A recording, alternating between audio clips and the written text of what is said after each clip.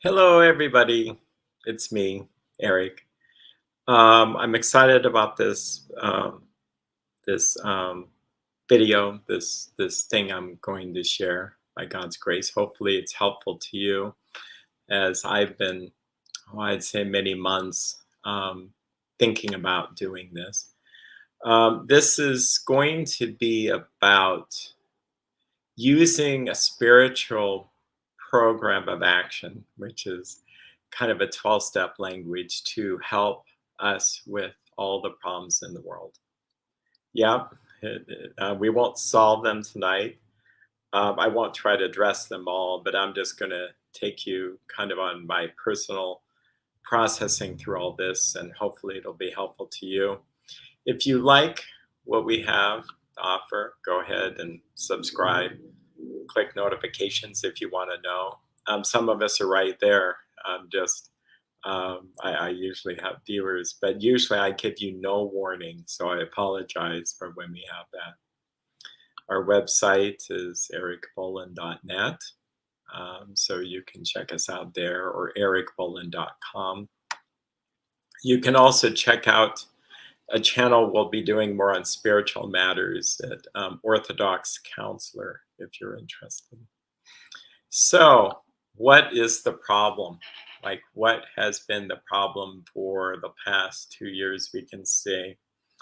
Well, I'm just going to get into it. And I will say, brace yourself, because it's going to be just kind of a barrage of stuff that's a bunch of mess. But I thought, well, should I not talk about all this? But I think it's important to talk about it, because that's part of the problem. We won't talk about it either in a constructive manner, or we're arguing. Maybe some of us aren't arguing, but we don't feel like we can even talk about this stuff.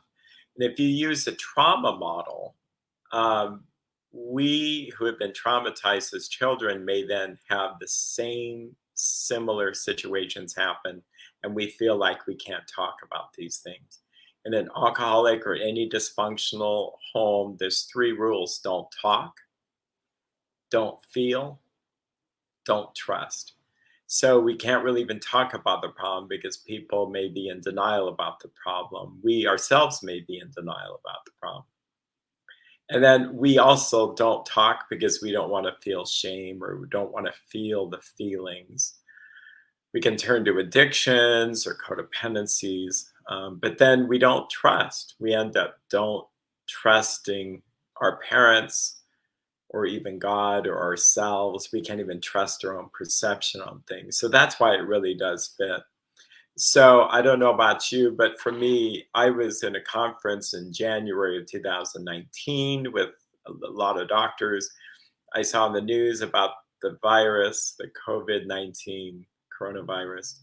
And I'd say, and it was a type of training for mind body medicine. So these people are usually sensitive anyway. But the guy next to me said, "Nope, this is serious. This is serious." And so I kind of felt like, okay, something's going to hit the fan. But nothing really did until about a month later. And then I was scrambling, not seeing people, trying to make decisions based on, what does this look like? Do you remember when we had to disinfect, our food coming into our homes and letting it sit out there? And we didn't know what we didn't know, is part of the issue. And so was it good to probably play it safe, extra safe? Probably. Um, but we already had problems as a country, as people. We already had some underlying differences of viewpoint and wanting different things, and division, and communication problems. At the right and the left were parents. They can't even communicate with each other, and so the children suffer. Not that we're children, we're full of grown adults, but I think at times they treat us like children. So the pandemic hit the fan. And then the other problem is the response to the pandemic. I could call it a reaction. The reactions were masks. Well, we had Anthony Fauci say it's fine. It's okay to take a cruise. Go ahead if you're in good health. You can take a cruise. Well, then when you see people trapped on cruise ships and people dying, that's not good. Um, there's no apology or no acknowledgement or humility that suggests that maybe we don't know everything and maybe we're sorry we did that. That's the dysfunction here. If kids are pretty forgiving if their parents screw up and say, I'm really sorry, but there's no even acknowledgement that there's any kind of mistake, because it's not a safe environment to make mistakes. We're just there to point out the mistakes in other people. Um, Responses and shutdowns, stay at home orders. It didn't matter which county you lived in, you were all shut down, at least in Washington state, which to some of us go, that doesn't make sense. Like, why Eastern Washington? I could see Seattle, I could see the areas. So it's very black and white response. Um, Basically, in the midst of this, you have politicians fighting with each other, blaming things on each other. You have politicians that don't have the biggest empathy skills to talk to the people in a way that's going to comfort them. Uh, no, it was a kind of a, we could say that the president who lacks empathy, it just seems to be that President Trump lacked empathy. And you have a virus. Oh, that's not going to fare well. In the mental health world, if someone who has narcissism, they're not going to be able to do empathy for someone sick. That's one of the telltale signs if you're with a narcissist. There's the other signs, but I'm not going to get too off of that. So I thought this is not going to go well. And I would say a lot of politicians have demonstrated lack of empathy. And there are some that when I heard them from other states, I was crying, crying, crying, wanting to hug the TV screen when other states had such good rapport with the people. It's like, wow, that's a real leader because you can't really be a leader if no one wants to follow you. And you really, and I'm lecturing here, but getting back to the problem, that's part of the problem is it created distrust. So you have people out of work, you have people frightened of the future, you have new research coming out each day. By the way, some of the things in my experience that they could have done so much better is why not have a team of doctors that you meet with every Friday night? Kind of like Roosevelt's fireside chat during a war. You want to calm the people down and having a team of doctors. We didn't see a team of doctors. We saw two doctors, and often that the leaders would come in and talk about it as if they're at the same level as doctors. And then you have anybody under the sun wanting to pretend to be a doctor, whether it's Bill Gates or whether it's doctors that aren't really qualified to, it's not that their training isn't helpful, but the problem is, are they epidemiologists? Are they trained to understand things at a global scale? Or are they emergency room doctors, which definitely have a viewpoint? Or are they gynecologists or children's doctors? So we start to get people out there saying that, well, kind of a self-proclaimed expert. You have misinformation, people who say that we're experts, but they really aren't. If all you have to do is go to PolitiFact or some of these, and you go, okay, they're biased as well. But you can see that there's problems here. We just don't have accurate information, which led to the misinformation. And the internet, in and of it, seems to be a problem. Like the technology, if this was in a newspaper format, you could have slowness of time to develop, but this thing develops so fast and misinformation spreads so easily. I really classify as part of the problem is the internet and technology itself. And then fake videos. I mean, I was seeing friends. I mean, and trying to talk about this, I'm not trying to put anybody down. No, I love people. I don't love everybody, and I need to work on that. But um, they they would send an information, a video, and I would check it out. And some of these just weren't true, which then makes you go, "Wow, what's happening here?" Um, yeah. There's so many side notes to go on. Deliberate lying, that's another problem. You actually have people who are just downright lying, um, making up information, saying things that are just not true, opportunistically taking advantage of the situation, which is unfortunate. Okay. And as a side note, I guess I'll jump to some of my conclusions. Is any of this new? No. No. Have politicians mishandled things? Yes. Have there been bad, um, vaccines and not vaccines, sorry, um, illnesses? Sure, there have. Sure, there have. There's really nothing new here. Um, There may be a few new things, but I think new things can scare us. But yeah, deliberate lying. So that leads to more distrust. For instance, deliberate lying for those that may not be aware. I mean, there was a time we were told that masks were really ineffective, that there's no need to purchase masks.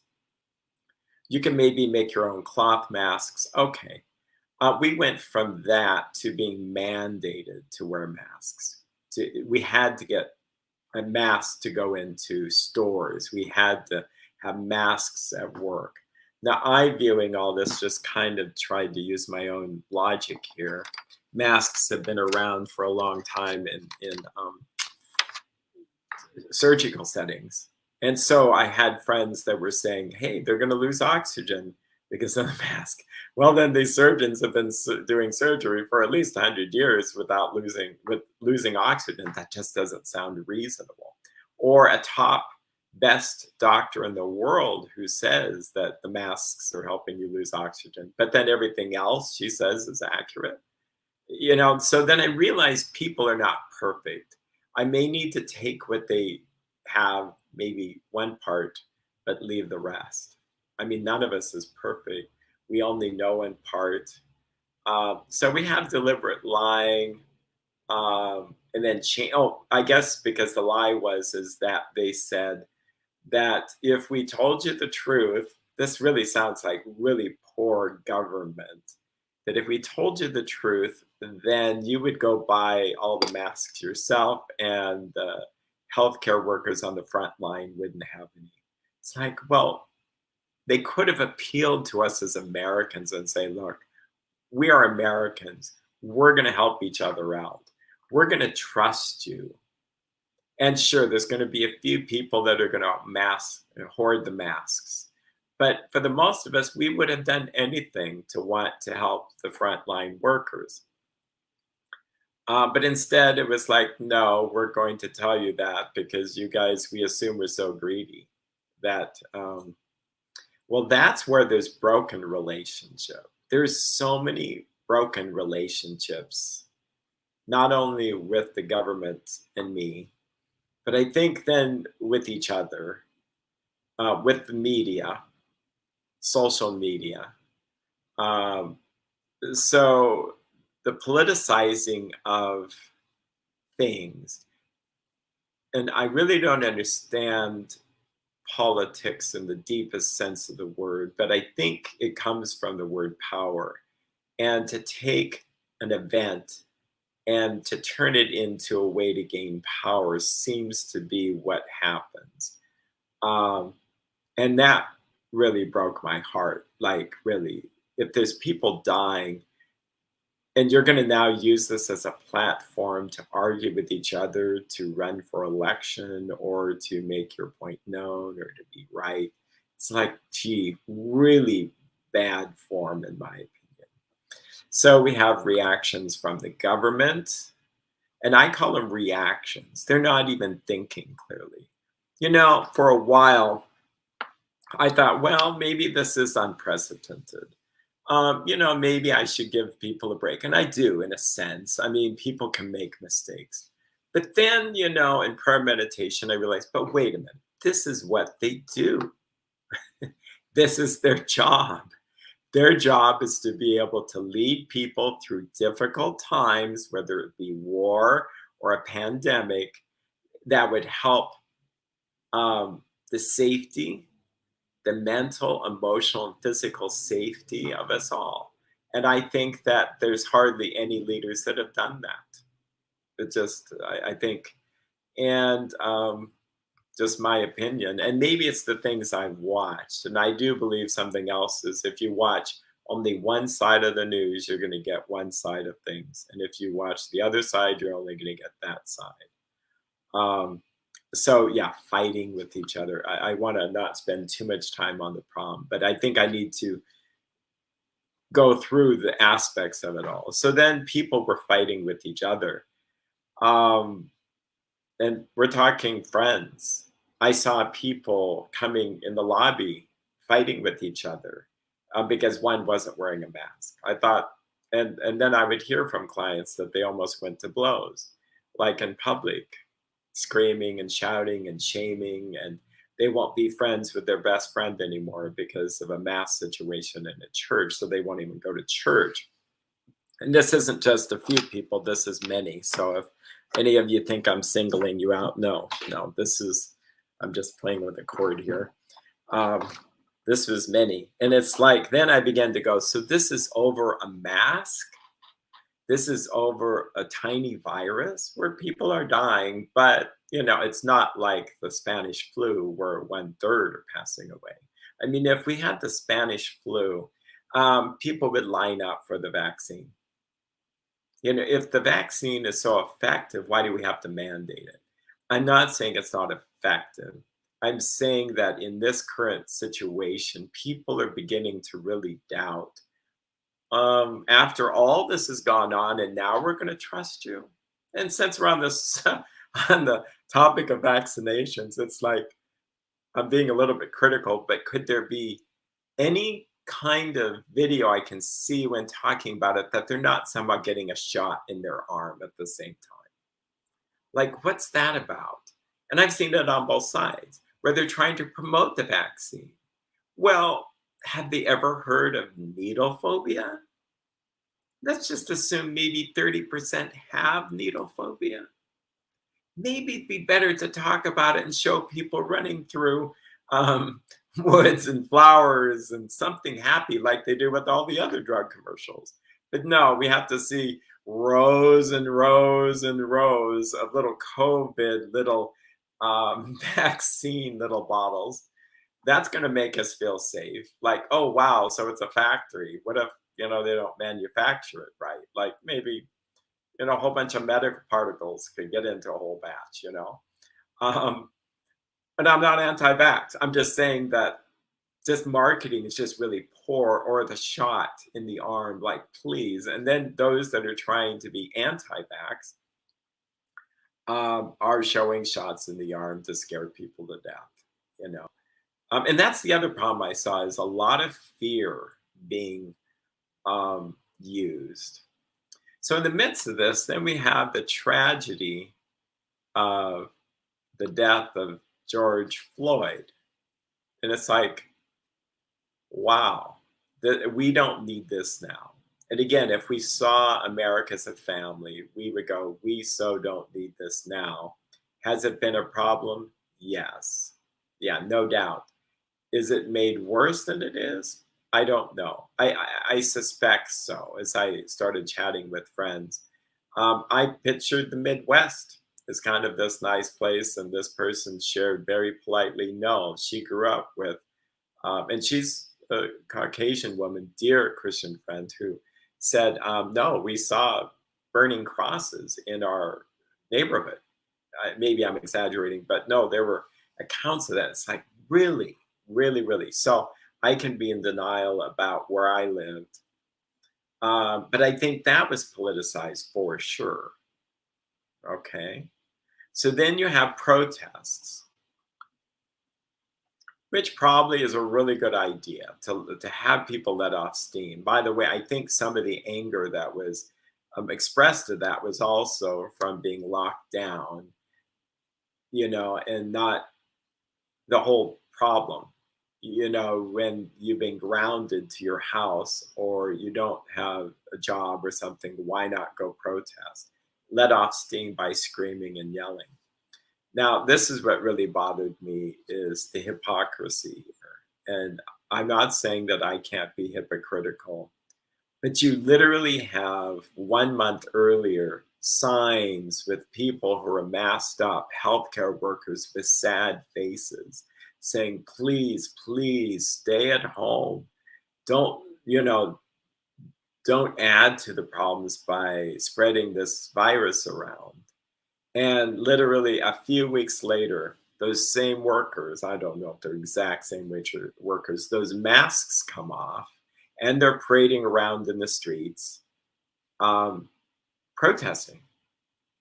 Like, what's that about? Like, does the virus not count if there's a protest with maybe a more important cause, maybe to try to put an end to racism and getting along as a higher level of value than health right now? Because if we can't even get along, how are we going to help each other through a healthcare crisis? Okay.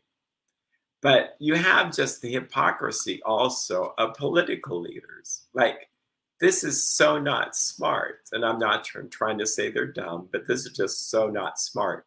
If you are a political leader and you're telling people to stay at home and not celebrate Thanksgiving or Christmas, then I don't think it's a good idea in this day and age to get on a plane and travel or have anywhere, family visits and unmasked um, gatherings and restaurants and haircuts. It's like, and you're probably just in denial. I'm speaking to the leaders. You're in denial if you don't think you're going to get caught.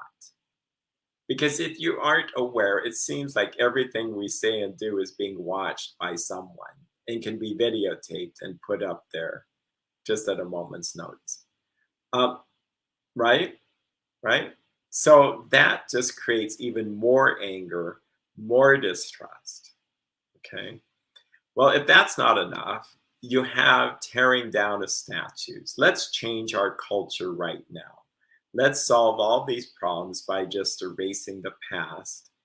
And it's not that if I saw something in my town that I thought was offensive, that did not really help with understanding of slavery and still promoting it, I might want it torn down. But there's ways to do it, okay? Not just doing illegal activity. It's the same thing with, um, you may not like how police treat people of color, but here's the thing: I'm not sure that how effective is this to defund the police. It doesn't make any sense to me. How is that actually going to solve the problem? It's kind of like if there is a problem with your engine and the engine light comes on, this red blinking light. Well, I don't like that I don't like that red blinking light to tell me that I'm out of oil or I need more water or there's something wrong, check engine. I'm just going to snip the wires. I'll just get rid of it. That'll solve that. Yeah, and I think that there's been a really poor response from the government or no response from the government. And then it makes you question, and friends that are more of the persuasion that there's conspiracies say, well, maybe they're doing this on purpose. Well, there's enough evidence to almost point to that because some of this is just not so smart, or they have some kind of, and I mean this politely, but some kind of delusion or mental thing going on. And I mean this on both sides because here's the thing: the people who are, if you want to put down the left, well, how is that going to help the left? It's like yelling at someone who's in denial about something. A case in point, um, the governor of Washington State wasn't aware of Seattle Chad or Chaz, declaring their own zone. Okay. Um, that's not good leadership. And maybe it's just denial. And the Seattle mayor calling it a love fest, a love feast. Like, that's just no. There was shootings, there was bad stuff there. Now, either they really have denial, which I think they should get out of, or they're so blinded from spiritual reasons, or they know about it and lying about it, whatever. But the response from the other side, the right, to just yell and scream at them is not going to help them. And to take them and post videos about how bad they are so that we can be entertained by such stuff. And you're just making just as much money on the left as you on the right as on the left. When you start to realize that the media is selling the same product, okay, and we'll come to a conclusion of why I'm talking like this. Because if you're going to watch the media, you're probably going to be harmed. The right has, I think, denial on their side of what their problems are too. Okay, so denial is not lying. It's not like I deny that I was there with a gun in my hand on the 4th of July or whatever. Denial is total unawareness. And I see it all the time that people honestly don't think that they have a problem with alcoholism or sexaholism or drug addiction. They just say, I don't see how I can be a drug addict. I've quit 5 times. So in their mind, they really think quitting helps them, but they're not seeing the big picture that they don't stay quit. Okay. So denial's unawareness. And there's many other things we could talk about. But on top of that, then we have an election. That doesn't help. And we could go on and on about that. I think that was not the best that America has to offer. Yeah, I think that we could have done a better job in that whole thing. Okay. And I think it's on both sides. And then you have, we'll just say, people going into the Capitol building. Now, if I say insurrection, that leads me down this path. If I see protesting, it leads me down this path. People are going to see things how they see things. I will say that some of the credibility is problematic with, doctors who were telling us that beware of the vaccine, with some of the people going in there and got arrested. Kind of makes you go, maybe they're reacting and not responding as medical professionals. Same thing with politicians. I think protesting is one thing, but what happened there was another. But then you can see videos on the other side that they were throwing some kind of device at them. Yeah, that was not our best. And we do have the world watching us. So after all this, now we're going to be told to get a vaccine. Well, no, let's just say the vaccines came out, which I think was probably a really good thing. On one note, and again, how we could be not so smart as people. I say we because I guess I can be not so smart. Why on earth anybody would call this Operation Warp Speed? Are you even in touch with people? Like, if you're using phrases like Operation Warp Speed to help create a vaccine and get it out to the public, I don't think that's going to cause people to feel very safe. Okay. So then, you ask doctors, and I'm going to poke at doctors a little bit because I'm not sure that they were doing things as well as they could, but I'm not sure that they aren't doing what they've always done. Like, I asked a couple of doctors about the vaccine, which one to get. They both told me, these are true stories. Oh, they're the same. whichever one you can get fastest. Now, I'm not even a medical professional. I do have a master's degree in clinical psychology. I've taken research classes. I understand how statistics work. And I can tell you that the three are not the same. They operate different ways, they have different efficacy. And I was asking more from my mother, who's elderly, who has inflammatory bowel disease. On the emergency youth authorization, it says ask if they're on any immunosuppressant drug. It seemed to fall on deaf ears. Okay, whatever.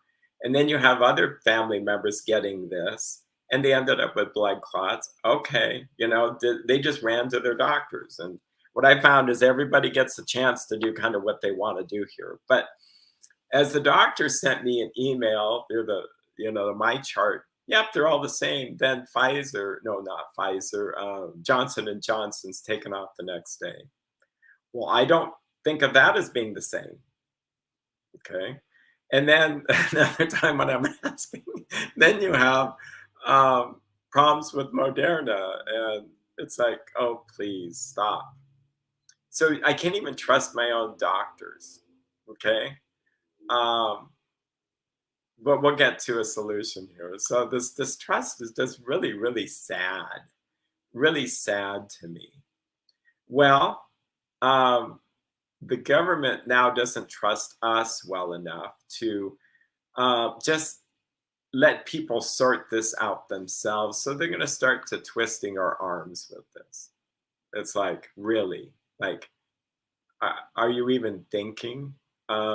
I think that there's spiritual forces guiding these people, and maybe good, maybe not so good. But I think that man, in our arrogance, thinks we're going to solve everything through politics and science, and I think that's a big mistake. We have to include God in both of those um, scenarios, and it may turn out better. So after you've done this to us and you've told us so many differences of opinions and lies and overreactions, now we're just going to get a vaccine just because you told us to, and you're going to force us. And there's no strong research to suggest children should get the vaccine at all. I buy into, I mean, maybe adults, sure, but not children. And then the the CDC. This is ludicrous. This just happened a few days ago, but it shows you the craziness of it. The director of the CDC now told us to wear masks, just like last week on a tweet, and she says that they're 80% effective against the coronavirus spreading. Okay, I've never heard of research by that. If that's the case, it's more effective than the Johnson and Johnson. Yeah, no. If this is the case, the Johnson and Johnson, I could just pick wearing a mask all the time over the Johnson and Johnson. You don't need then vaccine mandates. Okay? There's no credible study even coming close to this. So at this point, you realize that the CDC is not governed by science. And I'll probably be taken down by this. Oh, that's another problem. But yeah, I just think it's really important to realize, use your own brains, people, and pray. So now we have inflation. We have the Afghanistan crisis. We have chain supply and border crisis. We just have a lot of problems. We have fighting, arguing, denial. I think some of the arguing and fighting have gone down. I think people are wore out. They just decide not to talk to each other. I just think that, and I think some of us are just going to pull away from media. And, I mean, it just goes on and on. So do I know more deaths? Yes. And they're not from the coronavirus. And there's probably, I think it counted 7 deaths in 1 year. Suicides, absolutely, without a shadow of a doubt.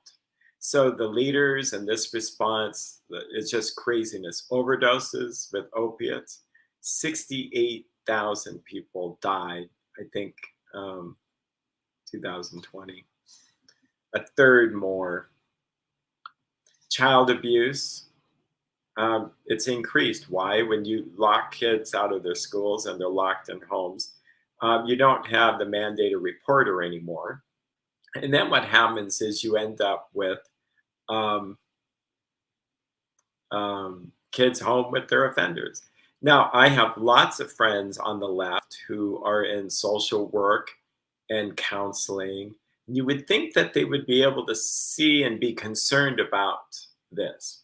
You know, you got to think holistically here. I'm not against trying to protect elderly or people that are at risk for the coronavirus, but I'm also trying to save other lives too. And when I learned, and I shared this at the beginning of this, is that anxiety itself can really harm us. And um, you know, during the World War II, 4 years, 300,000 people died from the actual battles, but 2 million died from heart disease. And they estimate that 1 million easily was from just the stress. Okay. So if we don't watch out, we're going to end up, and I'm not, now this sounds fear mongering, but I will just say it like this, is that we have the opportunity to step back, find peace and serenity, and to not let this whole big messy drama affect our lives. Okay. Yes, it's going to affect it, but it's like a war that happens or a national disaster. You have to adjust to it because it's external. But how do you find, peace and serenity? Um, Friends abandoning friends. I think friendships, people are afraid to talk. Yeah. And anxiety, depression, anger. By the way, on this, people needing to talk, they would come to my office just to talk about politics sometimes because they said they don't have any other place to talk about them. And I'd say mostly on the right, but people on the left wanted to share their experience, and I listened. There's no harm in listening to what they had to say because they think it's not my job to tell them how to think. Even here, I think it's just to point out um, ways to think more clearly or more, how do I put it? Like if an alcoholic wants to be in denial, my job isn't to get them out of denial. My job is to offering them other viewpoints so that maybe it loosens the grip on how they think. And the people that are really extreme right, they would come in and I would offer them ways to think about how the left thinks. If you're interested about something called alt middle, I don't totally recommend this guy. I mean, because he has such colorful language that it's like, please, it's just too colorful. But yet, I can't stop listening to him. And part of it is because it's not some demonic thing. I think for me, it's he's a science. He's a doctor. His name's Z Dog MD. He's kind of humorous, but what he says, what is really spot on when it comes to just follow the science and try to not, and he can speak both sides very well. It's like, yes. And then when he describes the other side, it's like, yes, I agree with that. We have job losses now over the mandates. The future problems, I mean, not to be really negative, but here's the thing. If you, and this is Washington State, if a third of the therapists might have not been therapists now, I don't know about that, but if they decided not to get vaccinated, well, then they're not going to be therapists. They're going to be coaches and stuff like that. If they're not granted exemptions, then you, I guess, Governor Inslee, have just reduced some of the very people that are helping this whole situation. And if you do this with the police, you do this with the fire department. Yeah, when you think that the fire department will be there, they don't have the manpower to be there. The ferry system is reduced. So people on islands up here in the Puget Sound, they just don't have as much access. Okay. People are waiting 45 minutes for a pharmacy to get, because, and you could be mad. And my encouragement that I've been telling people, don't be mad. Those people are working. Why? because I guess they got the vaccine, but also there's no one else to work there because the government has given money to stay at home and not work. And that's what I hear across the board. And we're not unintelligent here. We know what's going on. So we have people who don't want to work, and you can almost blame them because they're getting more money from the government. And that does look like communism, by the way. So let's get to the solution. I have 10 minutes to do the solution. Um, I feel like I'm going to go long tonight just because I think it's important to get through the solution. I really thought I would get through all that in less than, I was thinking half an hour, half an hour. So what is the solution? Like, what is the big solution here? Well, first of all, I don't claim to have the solution like I'm some person who has it all figured out. That's the well, I will say this, there are some things I really know to be true. And I think it's a really good tool to write down what you know to be true. Okay. So, for instance, I know that God, and I start with God, and I'm not trying to be offensive, but this is just how I'm built now, is that God is the author of my life. He's given me life. He's allowed this all to happen. This is not a mistake. It's not like some big mistake that slipped through God's notice. No, he knows exactly about all this. So is there a solution? There is. There's a perfect solution, both personally and collectively. So what is the first step? And this is going to sound, I will not mention these steps, okay? Because I think I want to just stretch myself to not go into that lingo. You have to first admit you have a problem. There are people that see what's going on and don't want to admit that there's a problem. Okay, we can't help them. It's not a helpable situation. We could maybe point out that they have, we'll say, a problem with drinking, but if they don't want to listen, they don't want to listen. If we start to try to control them, that would be codependency. And then they'll even more not listen to the problem, okay, or see the problem. So I pray for them. I pray that their eyes would be opened and maybe they would have a change of heart. Now, for myself, this is where it really matters is, do I have a problem? Yes. Is my problem the coronavirus, the government, the political unrest, the lying people, the media, the addictions, all that stuff, all that garbage? No. For me, it's my response to the problem. How much of myself am I going to be affected by this problem? My job is to love people, to stay true to God, and to hold on to truth, to say things that I think that are God inspired and at a low level here, and to keep my mouth shut, to not say things at times. It's to be flexible when I need to be flexible and firm when I need to be firm, to see things clearly, to try to avoid my own blindedness here, to avoid my own reaction. So, have I reacted? Have I been angry? Have I been anxious? Have I been prideful? Have I been argumentative? Have I been resentful and bitter? And yes, yes, yes. So that's my problem. Okay. And I could go on. And I think it's really, if you see that this whole context is what's helping people get sober from alcohol or sex or drugs or spending, or helping them fix a family problem of domestic violence, or help them improve the quality of their life.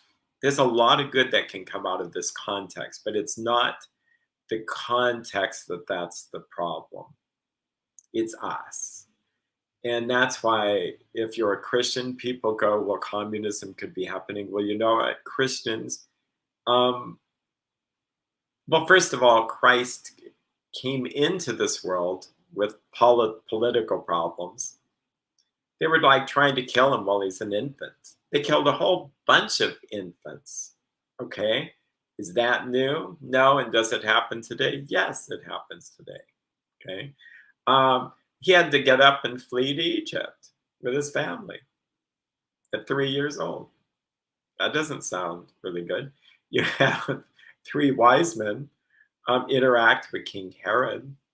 Um, King Herod not really playing all his cards on the table, really coming out saying, I want to worship him too. Oh, yeah, right.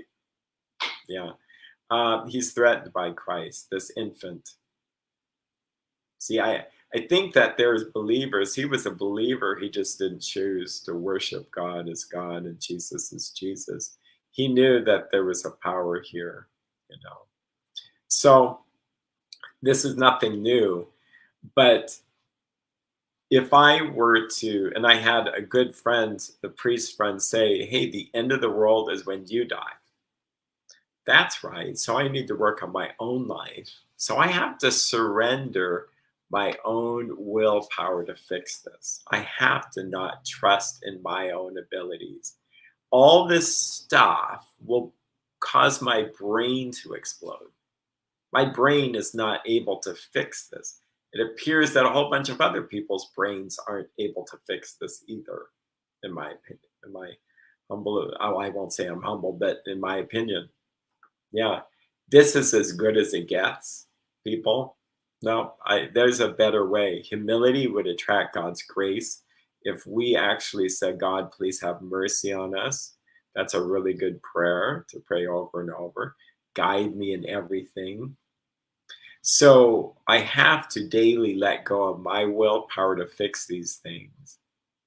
Like even whether it's a fight in the lobby, that may be exaggerating, but people glaring at each other because some people are masked or not masked, or getting mad at the governor, or trying to forgive people I don't want to forgive. Yeah, I gotta get rid of willpower. I gotta get rid of ego, edging God out, ego, and let His power come into me.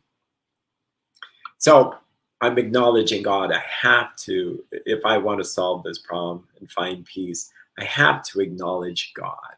I have to acknowledge that He is the rewarder of those who diligently seek Him, and that He knows everything. He created this universe. Not only this universe, but all the galaxies of galaxies.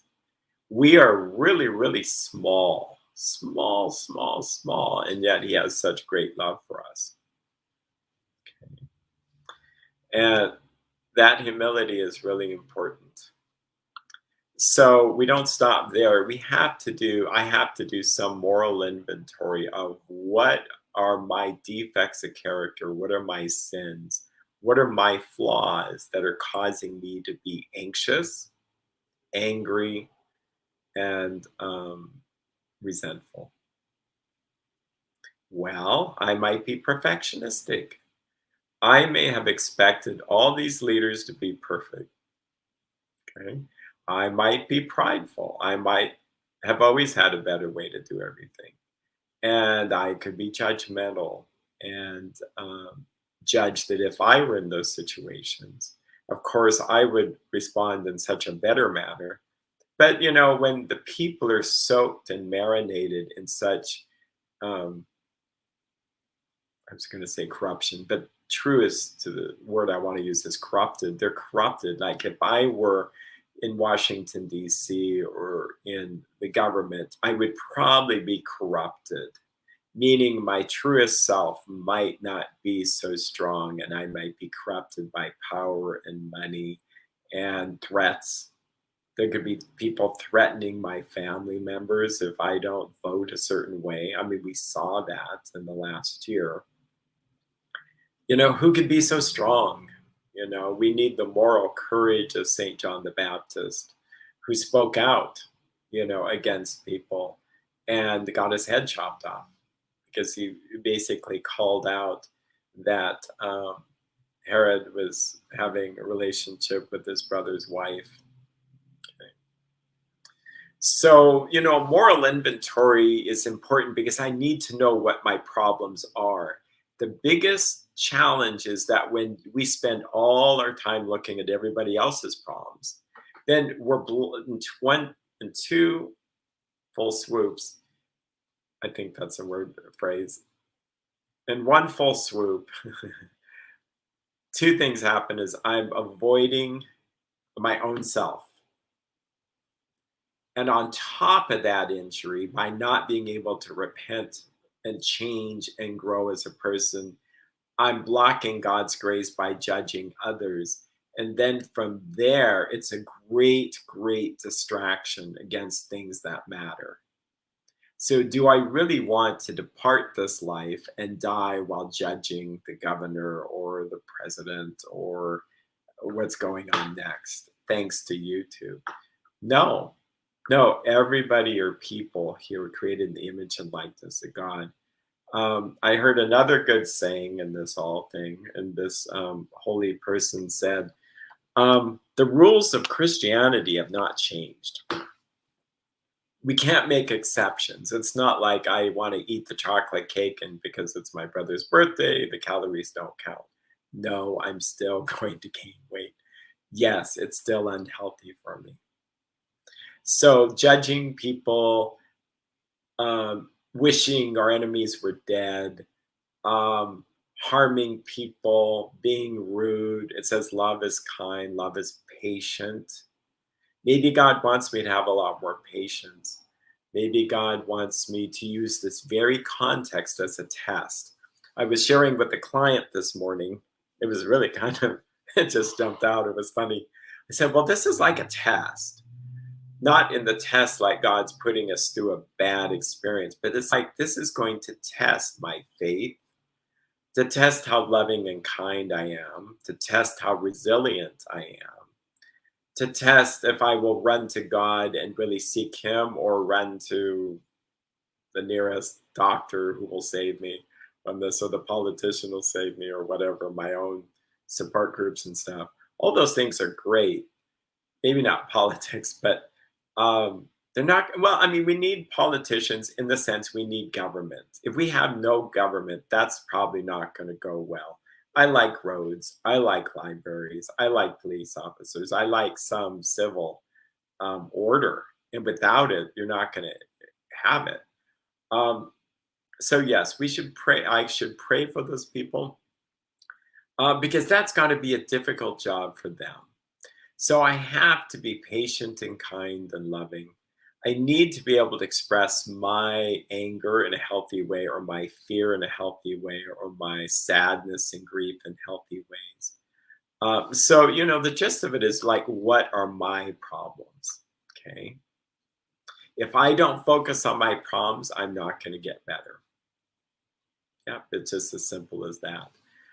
So where have I had an inflated sense of self? Where have I been egotistical? Where have I been dishonest or selfish? Selfishness is what I want to have happen rather than letting the world be how it's supposed to be.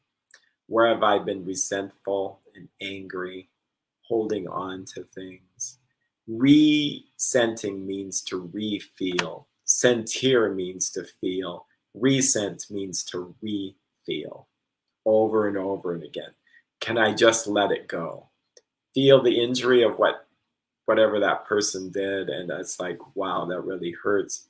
I'll pray, and then Lord, have mercy on him or her, and have mercy on me, rather than turn it into a resent fest where I get to watch and look what they did and craziness. Fear and anxiety always will be about me trying to do all this in my own strength. Addictions. Addictions, we think we're in control of them, but the reality is it's like they are like appetites, whether it be food, sex, spending, gambling, work. And we avoid feelings when doing them. And it's so subtle. It makes us think, oh, a little bit is better than that. And so we pick which thing will hurt us the less. But do I really want to gain weight during this pandemic? Probably not. Can I still die from heart disease? Probably yes. God will have mercy on me. And so I will just do what I need to do these things to have God. Um, Poor relationships. How can I improve the quality of my relationships? How can I not think mean thoughts or judgmental thoughts or label people?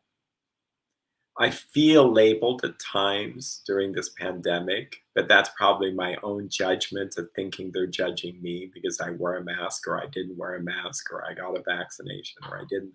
It's like, yeah, all this is just spiritual assault to try to divide us. There's a couple of other truths that I think are really important that come right out of the Bible. Um, in some sense, house divided against itself will not stand. You have any group of people, if we're divided, it's just divisiveness is not promoted. But on the other side, Jesus said he comes to bring division. He's going to bring a sword. Sword not to kill us. It's not about that, but to divide. Some people are going to be sheep. Some people are going to be goats. And it's just clearly stated um, how you get to be one or the other. And it's really, by the way, not what you believe. It's the sheep are the ones who were feeding the hungry, clothing the naked, visiting those in prison, visiting those in hospitals. Yeah. And they honestly didn't realize that they were serving God by doing that. So, yeah, how can we better our relationships? I read a book recently, really great book on anger, and it says that the biggest thing that will block your prayer, any kind of connection, is having anger. And then it dawned on me, why wouldn't the enemy do everything to get your prayers ineffective? Because if you could have an effective prayer in the purity of your own heart, you could have that really strong connection with God. I'm not talking an emotional, but a strong, clean, you could actually move mountains through prayer. You could actually have huge changes and effects on the government or people around you. Huge things could happen if we had that pure prayer where I don't want anything to come between me and God. God would show me my own blindness. And so that's the other thing is that I believe God's not the author of confusion. So if there's a big confusion out there, you can be sure that that's really not from God. God will give you clarity in the midst of this confusing smog. He will give you hope in times where you go, well, I'm not going to put my hope in princes and sons of men in whom there is no salvation. It says, when his breath departs, his plans perish with him. This is in the Psalms. So whatever government that we can put our trust in, all they have to do is depart and then their plans go with him. But it's not enough to see what my problems are. The actual very important component is I just need to ask God to remove these defects, to heal me of these problems. If I'm sincere and pray according to his will, he'll grant this to me. So why am I bringing up God so much and not psychology?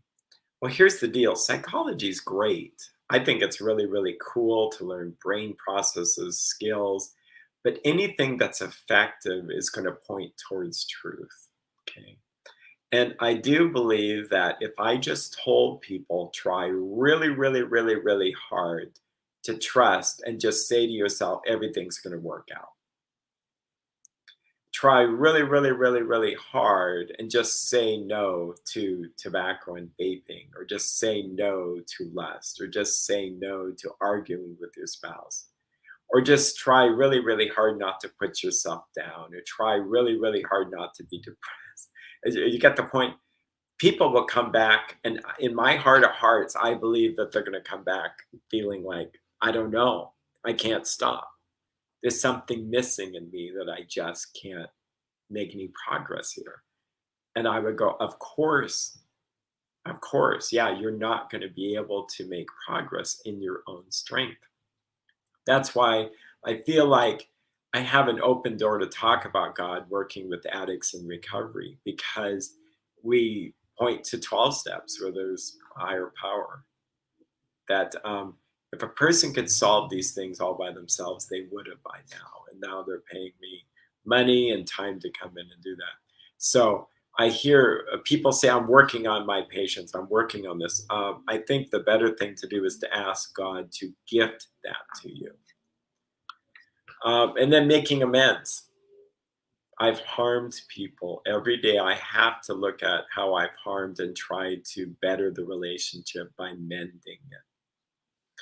And then last but not least, almost the most important thing is daily guidance from God, like asking God to direct all my thinking, giving me the power to solve anything that he has for me to be there. So if I have to live in a world like I could escape. I was talking with someone about, hey, could we just cut and run and just go to another state where there's no problems? People quickly say, well, it's there too. It's like, I'm not so sure. I think it's less. I think a more important question and better response is, but what does God want? Okay. If God wants me to stay right here, then I will stay right here because I know I'd be miserable.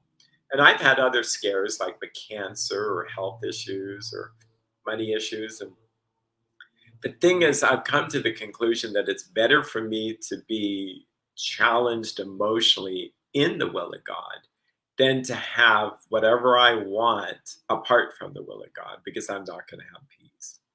And so I would direct you to pages 84 to 88 of the AA book. There's lots of phrases that come to mind. And I'll just start quoting them because I've used these for years. There's a phrase that says, when I am disturbed, there is some person, place, or thing unacceptable to me, and I can find no serenity until I accept that person, place, or thing as it's supposed to be. I'll try to put these quotes in the description. Another quote is, my level of serenity is inversely proportional to my set of expectations. If my expectations are high, people, of the government, of God, of what I wanted to have happen, my serenity is low. If my set of expectations are low, my serenity will be high. Um, Another great quote, we realize we know only a little. God will disclose to you, uh, this is paraphrased, what you'll need to know as you get daily guidance. Um, Ask yourself how you can help the person who still suffers.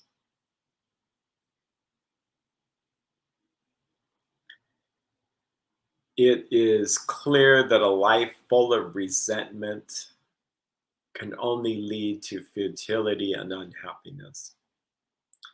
To the precise extent that we permit these, do we lose hours, I think, or days that could be more successful? I'll put the quote down there. But yeah, we squander our lives when we're spending time in resentment. When a person offended, we said to ourselves, this is a sick man. How can I be helpful to him? It says that we had our list of resentments, okay, all these problems. We had to see them from an entirely different point of view. We asked ourselves why we had them. So that question, if you ask it sincerely, will help dig at what your resentment really is. That I'm not, it's not the governor or people misbehaving. It's my set expectations, my judgmentalism, my lack of forgiveness, my lack of patience, my lack of understanding, or the lack of love that God has for them and me. Because Christ, who's on the cross, is actually forgiving the people who nailed him there within minutes. Okay. This can only be done by God's holy power. So it says, we perhaps, it says, how could we be free? We had to. If we couldn't be free, we were surely going to drink again. It says, we asked ourselves, we saw the person who we were angry at as perhaps spiritually sick. Though we did not like our symptoms, his symptoms, they, like ourselves, were sick too. We, how would we treat a sick friend? With compassion, love, pity, patience, care. So we are to treat the person we're mad at as perhaps spiritually sick. And so we ask God, save me from being angry. Help me to grant that person with love, pity, care, compassion. And it says, thy will, not mine, be done. Another phrase, it says that we surrendered our will and our lives over to the care of God as we understood God. And that praying many times throughout the day, thy will, not mine, be done.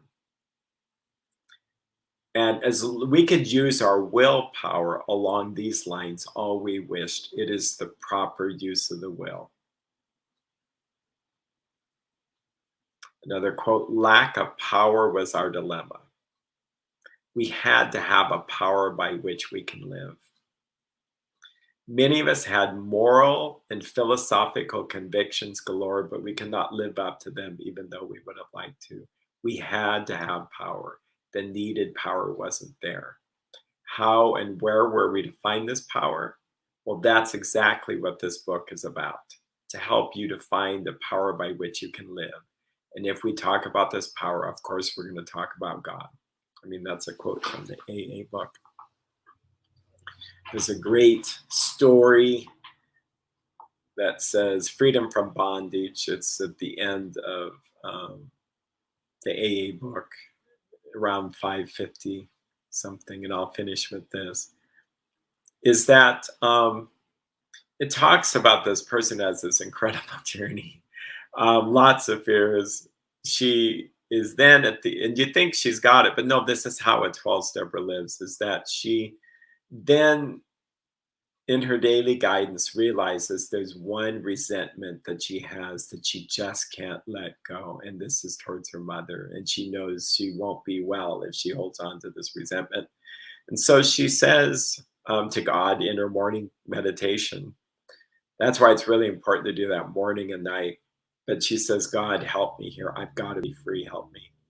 Within a few hours, this is the olden days, but a friend brought some magazines that she was going to drop off at a hospital. I guess she was maybe letting them go over there. And this magazine article caught her eye, which was from a prominent minister, she says. And we don't know what it is, but it'd be great to know. It'd be kind of cool to read the article. But it said, if you want to be free from resentment, this is how you do it. It says, what you do is you pray for that person for 2 weeks, every day, that whatever you'd want for your own life to go to that person you're angry at or resentful towards.